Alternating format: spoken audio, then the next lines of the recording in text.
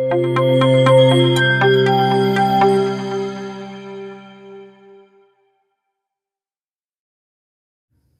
वालेकुम। कौमी किरदार। किस्सा कुछ यूँ है कि 1965 में पाकिस्तान के एक सनतकार मगरबी जर्मनी तशरीफ़ ले गए। वहाँ पर उन्हें एक फैक्ट्री में जाने का मौका मिला। वो फैक्ट्री में घूमते घामते वहाँ के वर्कर्स और उनकी मशीनों की कारकर्दगी देखने लगे। इसी असना में वो एक कारीगर के करीब जाकर खड़े हो गए और उससे उसके काम के मुतालिक कुछ सवाल करने लगे। हैरतअंगेज तौर पर उस कारीगर ने उनकी किसी बात का कोई जवाब ना दिया और वो बदस्तूर अपने काम में लगा रहा।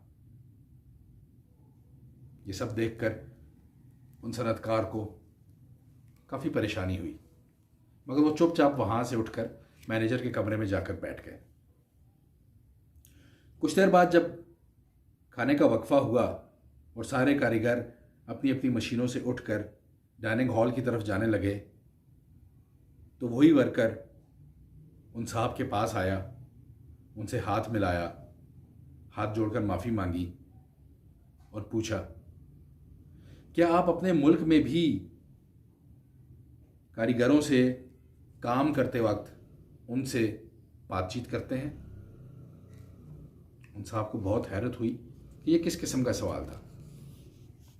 वो मज़ीद बोला, अगर इस वक्त मैं आपकी बातों का जवाब देता तो काम के चंद मिनट ज़ाया हो जाते और कंपनी का नुकसान हो जाता, जिसका मतलब है कि मेरी कौम का नुकसान हो जाता। हम यहाँ पर काम करने आते हैं, अपने मुल्क को फ़ायदा पहुँचाने आते हैं, ना कि अपने मुल्क को नुकसान पहुँचाने। यही वो किरदार है जो मगरबी कौमों की तरक्की का राज है। 1945 में एलाइड फोर्सेस ने जर्मनी को बिल्कुल तबाह कर दिया था,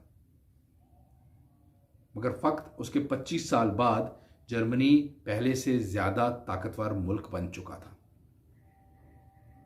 और उस तरक्की का राज यही है कि वहाँ का हर फर्द अपनी जिम्मेदारी समझता है कि वो अपनी ड्यूटी को बखूबी तौर पर अंजाम दे।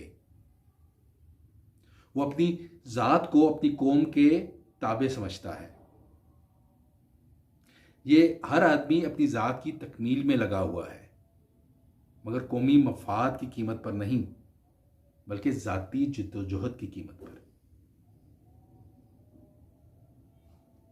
जहाँ ज़ात और कौम की मफाद में टकराव हो, वहाँ वो कौम के मफाद को तरजीह देता है और अपनी ज़ाती ख्वाहिश को दबा लेता है।